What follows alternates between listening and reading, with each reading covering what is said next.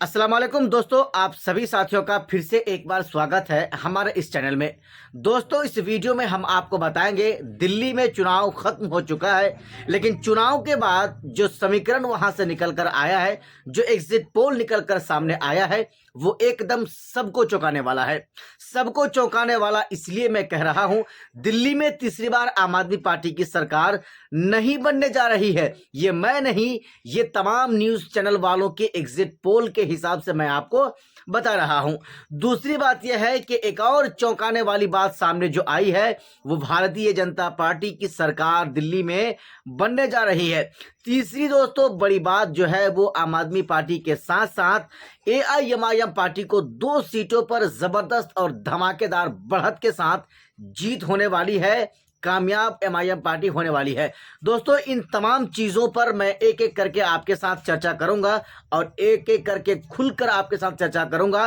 लेकिन उससे पहले, अगर आप नए दोस्त हैं हमारे इस चैनल में, तो सबसे पहले आप हमारे चैनल को सब्सक्राइब कर लें, क्योंकि दोस्तों हम इस तरह के लेटेस्ट न्यूज को आप तक लाते रहे हैं और इंशाअल्लाह लाते रहेंगे। सबसे बड़ी बात, एमआईएम पार्टी 2 विधानसभा सीटों पर जबरदस्त और धमाकेदार जीत उनको होने जा रही है, जीतने जा रही है। मैं अगर आपको दोस्तों बताऊं, आखिर ये कैसा मुमकिन हो सकता है या ये कैसे मुमकिन हुआ या हो सकता है। दोस्तों, सबसे बड़ी बात यह है कि एमआईएम पार्टी ने जिन दोनों उम्मीदवारों को अपना उम्मीदवार बनाया था, उनके साथ लोगों की दिली मोहब्बत तो थी ही, लेकिन जो सहानुभूति वोट है, वो उनको इस बार कुछ ज्यादा मिल चुका है। मैं आपको बताऊं, अमानतुल्लाह खान आम आदमी पार्टी के 2 बार के विधायक हैं ओखला विधानसभा से, लेकिन वहां का जो इस बार का जो समीकरण है,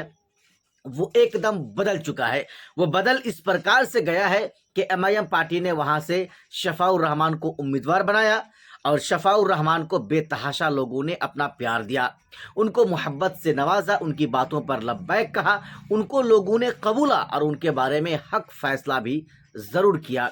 मैं आपको बताऊं, 2020 में दिल्ली में जो दंगा हुआ था, उस दंगा में इन दोनों शख्सों को, जिनको ओवैसी ने अपना उम्मीदवार बनाया था, इन दोनों शख्सों को उस केस में इन लोगों का नाम आया था, जिसके बाद से ये दोनों लगातार पिछले 5 सालों से करीब करीब दिल्ली के तिहाड़ जेल में अपनी सजा काट रहे हैं। वो दिल्ली के तिहाड़ जेल में अपनी रात बिता रहे हैं। दोस्तों, मैं अगर आपको बताऊं, जैसे ही ये बातें चली सोशल मीडिया में कि ओवैसी शफाउर रहमान को और हाजी ताहिर हुसैन को टिकट देने जा रहा है, दोस्तों रातों रात ये बात इस तरह से, इस प्रकार से फैल गई कि लोग एक दूसरे को बोलने लगे कि अगर एमआईएम शफाउर रहमान को या ताहिर हुसैन को टिकट देती है, तो हम उनको खुलकर वोट करेंगे, उनका समर्थन करेंगे। लोग यहाँ तक कि अपने आपस में कह रहे थे, हम ताहिर हुसैन और शफाउर रहमान के लिए ज्यादा कुछ तो कर नहीं सकते हैं, लेकिन हम एक वोट उनको दे सकते हैं और उनके साथ जो नाइंसाफी हुई है,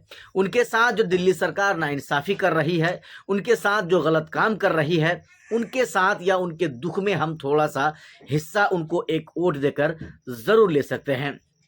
यही हुआ दोस्तों ओखला विधानसभा में और मुस्तफाबाद में, यही देखने को मिला। लोग बढ़ चढ़कर इन दोनों के हक में फैसला लिए, वोट किए। अगर दोस्तों मैं आपको बताऊं, 55% ओखला में मुसलमानों की आबादी है, वहीं अगर देखें तो 53-54% जो वो मुस्तफाबाद विधानसभा में मुसलमानों की आबादी है।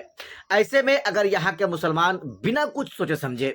आम आदमी के बारे में सोचे बगैर, भारतीय जनता पार्टी से डरे बगैर अगर उन्होंने एमआईएम पार्टी के उम्मीदवार को वोट किया है, तो इंशाल्लाह दोनों उम्मीदवार जबरदस्त तरीके से जीतेंगे, इसमें कोई शक नहीं है। लेकिन सवाल यहां पर उठ ये रहा है, कुछ जो चाटुकारिता लोग हैं, कुछ जो दल्ले, जो आम आदमी पार्टी के जो दलाल टाइप के लोग थे, ये मुसलमानों को बहका रहा था, ये मुसलमानों को इस चीज की जो है दावत दे रहा था कि तुम अगर एमआईएम को वोट करोगे तो बीजेपी जीत जाएगी। और यही चीजें हैं, जहां जहां एमआईएम पार्टी अपना उम्मीदवार उतारती है, कांग्रेस वाले हो या इंडिया INDIA गठबंधन वाले हो, ये तमाम इस बात को कहकर लोगों को डराता है या लोगों के अंदर ये भय दाखिल करता है कि अगर तुम एमआईएम को वोट दोगे, इंडिया गठबंधन को नहीं दोगे, तो भाजपा यानी भारतीय जनता पार्टी चुनाव जीत जाएगी। दोस्तों, यही चीजें हैं, यही सारे हथकंडे हैं, वहां पर भी आम आदमी पार्टी के नेताओं के द्वारा अपनाया गया था, लेकिन वहां के लोगों ने इन किसी भी बातों पर विश्वास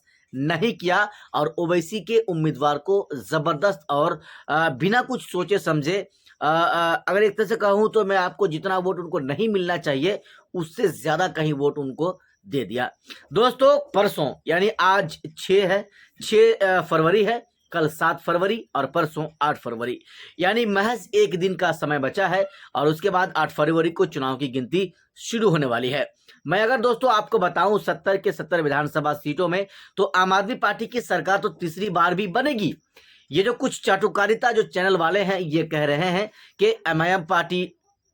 तो वहां पर जीत नहीं रही है, आम आदमी पार्टी की भी सरकार दिल्ली में नहीं बन रही है और भाजपा की सरकार बन रही है, या ऐसे कुछ चैनल वालों ने एग्जिट पोल निकाला है। लेकिन दोस्तों हम जो आपको बता रहे हैं एमआईएम पार्टी की तो खाता वहां पर इंशाल्लाह खुलना ही खुलना है। शफाउर रहमान को तो कोई चुनाव जीतने से रोक ही नहीं सकता। अगर मुस्तफाबाद में किसी किस्म की कोई बात ना हो तो इंशाल्लाह वहां से भी चुनाव एमआईएम पार्टी के उम्मीदवार जीत जाएंगे। रहा सवाल दोस्तों अगर मैं आपको बताऊं भाजपा की, तो भाजपा 15 से 20 सीटें जीत सकती है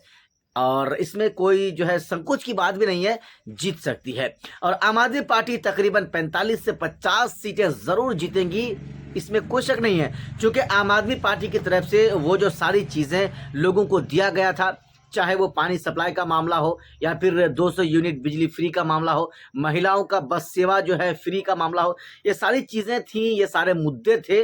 जो लोगों के सामने अरविंद केजरीवाल की तरफ से और जो उनके बड़े बड़े नेता हैं इन तमामों की तरफ से लोगों तक पहुंचाया गया, लोगों तक इस बड़े बड़े संदेश को भेजा गया और लोगों को ये कहा भी गया कि जिन सारी चीज़ों को दिल्ली सरकार की तरफ से जो फैसिलिटीज़ आपको दिया जा रहा था, जो आपको फ्री जो सेवा दिया जा रहा था वो तो रहेगा ही, लेकिन उससे भी कई ऐसी बड़ी बड़ी चीज़ें हैं जो सरकार की तरफ से आम पब्लिक को, आम नागरिक को जो दिल्ली का होगा उनको दिया जाएगा। हालांकि भाजपा की तरफ से भी ये सारी बातें कही गई वहां पर कि जो दिल्ली सरकार की जो योजनाएं हैं, जो फ्री सेवाएं हैं, जो फ्री जो चीज़ें हैं, जैसे पानी का फ्री मिलना हो या बिजली फ्री हो, ये सारी चीज़ें तो रहेंगी ही। भाजपा भी कह रही थी, ये भाजपा पार्टी वाले कह रहे थे कि जो दिल्ली के महिलाएं हैं उनके खाते में हम 2200 2100 रुपया हम हर महीने उनके खाते में हम उनके अकाउंट में डाल देंगे। दोस्तों इस तरह की बातें हैं भाजपा की तरफ से, तमाम लोगों को अपनी तरफ लुभाने की कोशिश तो जरूर की गई, लेकिन क्या दिल्ली के मुसलमान, दलित और हिंदू, क्या इन लोगों ने समझदारी के साथ वोट किया है? क्या